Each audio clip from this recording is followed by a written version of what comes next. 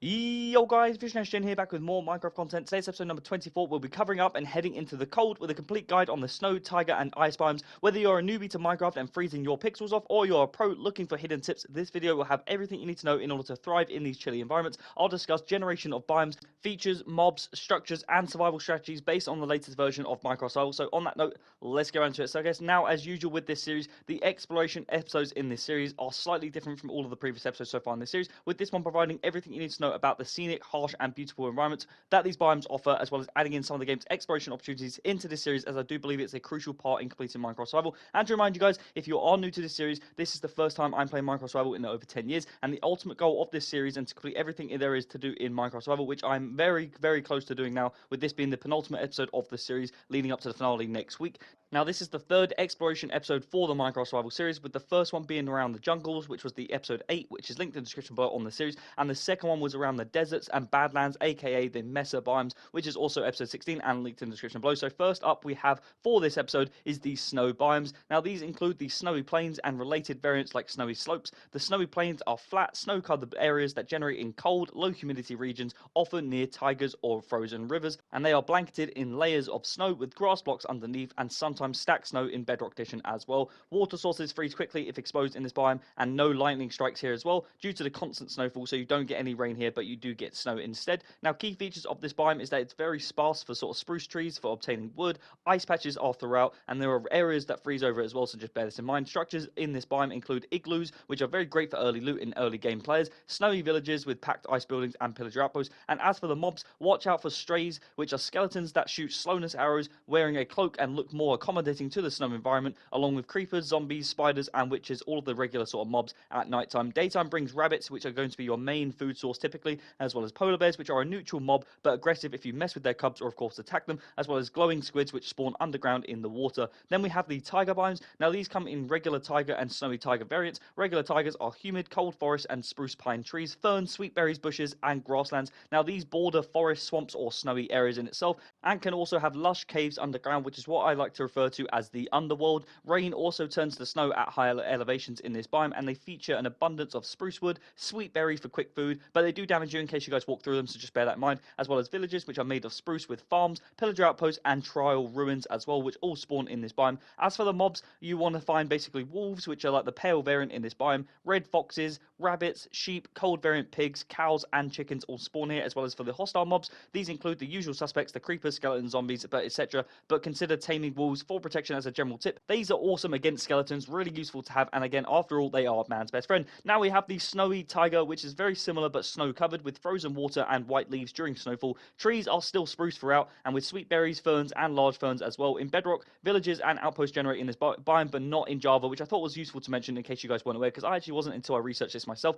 And as for the mobs that spawn here, you can find ashen wolves, snow foxes, snow rabbits, polar bears in some spots, as well as cold variant animals like chickens, cows and pigs as well, with the same hostile mobs plus potential strays nearby, as well as there's snow. And finally, we have the ice biomes, focusing on the ice spikes and the frozen oceans. Now, ice spikes are rare, erratic terrains which make it hard to sort of traverse, with towering packed ice spikes and slow block ground. Now, no grass spawns underneath in this biome, just patches of dirt with rare spruce trees or flowers. They border snowy plains or frozen oceans with low humidity. They feature packed ice everywhere, and if you have mind with the silk touch, you can create a path to act as a boat track, which is very useful in case you guys are trying to move around far quicker, or you're trying to move around mobs or like villages or whatever it is. That it can be useful to just bear this in mind, as well as ice patches, and no structures spawn in this biome. It is just the pure wilderness. As for the mobs, again, rabbits as your general food source, polar bears, strays and the usual hostiles. Food is, like I said, the source is rabbits again, and maybe some stray chickens. The frozen oceans, however, are vast, gravel bottom waters mostly covered in ice, with huge icebergs of snow packed and blue ice. They border snowy lands in itself with patches of open water, and feature icebergs which are useful for mining for blue ice, which is used as the fastest boat travel technique as well, just as another general tip, as well as shipwrecks, ocean ruins, mine shafts and trial chambers, which are of course underwater. No kelp or seagrass spawns here in this biome, with polar bears on the ice, salmon and squid in the water, drowned mobs underwater and hostile mobs on the ice surfaces, just as general tips. And now, as for like some survival tips, wood just generally in these biomes is rare for the most part, depending on, of course, which one you're in. For the snow biome, it is typically quite rare, so grab the fruit of the spruce trees that you can find, do it as fast as possible, because you are going to need them, especially if you're on a hardcore world or your early game in a hard world in itself. Make sure you protect your water sources from freezing with things like torches or roofs for farming and stuff like that in case you guys are going to lose them, because they are very valuable in this area. Rabbits provide meat and leather, but polar bears are tough to kill, so avoid fighting them, especially early game with no armor. Igloos are lifesavers for shelter, and a pro tip that I would suggest: snow can be shoveled for snowballs, which are useful for knocking mobs off edges or making them sort of snow golems or anything like that for base defenses, so just bear this in mind. Now the taiga biome is slightly different because this is wood heaven. Build cabins easily in these biomes. That's like the general tip if you're starting out. Sweet berries are a fast food source, but plant them safely, as again you can walk into them and hurt yourself.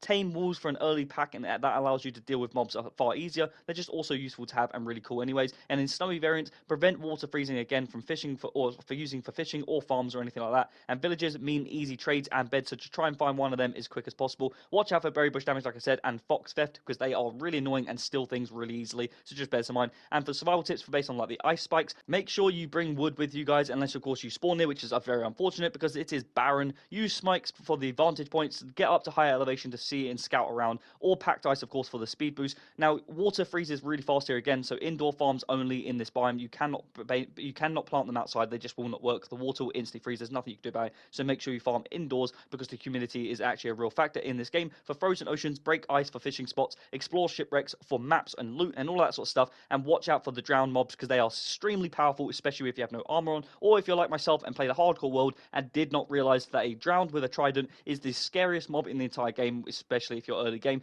But also polar bears are very territorial. Steer clear of their cubs when they are around because you will get attacked, and this is not something you want to encounter on hardcore or hard anyway as well, especially if you're early game. And then finally, blue ice, if you're later in the game, is like the end game gold equivalent for transport purposes, so just bear this in mind because these biomes generally will give you lots of sort of advantages. And just general tips, I would say: use campfires for warmth and cooking without freezing nearby water. Snow golems are really useful here, they thrive in the cold. Craft snow blocks as well for igloo builds. Enchant with the frostwalker boots for ice walking and crossing the oceans, but it does mess with your farm, so just bear this in mind. And remember, strays drop slowness arrows, which are useful for potions. And a pro strategy I would suggest: set up a base in a taiga biome for the resources, and then explore the outer snow and the ice areas for the rarer things like polar bears for leads and all that sort of stuff, or the blue ice of course for end game purposes. But and for the most part, I'd also say there's lots of decorative features for your builds which are really useful that I've used and incorporated into our world in this survival series, so just bear some mind as well, because there's things that you want to get here that look really cool, especially if you build in a biome that's nowhere near a taiga biome or a snow biome or whatever it may be, that again is really useful for decorative features. But in summary, that is the complete guide for surviving in the snow, taiga and ice biomes. If you have learned something new and enjoyed the video, do not forget to like and subscribe, as it massively helps me out. I'm a small creator, as you guys can see, and comment down below on what's your favorite cold biome, or also what is your favorite build to do in the snow. Is it a castle or whatever it may be? Let me know down below in the comments and I'll get right back to you. Thank you for watching. As always, stay warm out there guys, and I am Vision S Gen, and I'll see you in the next one.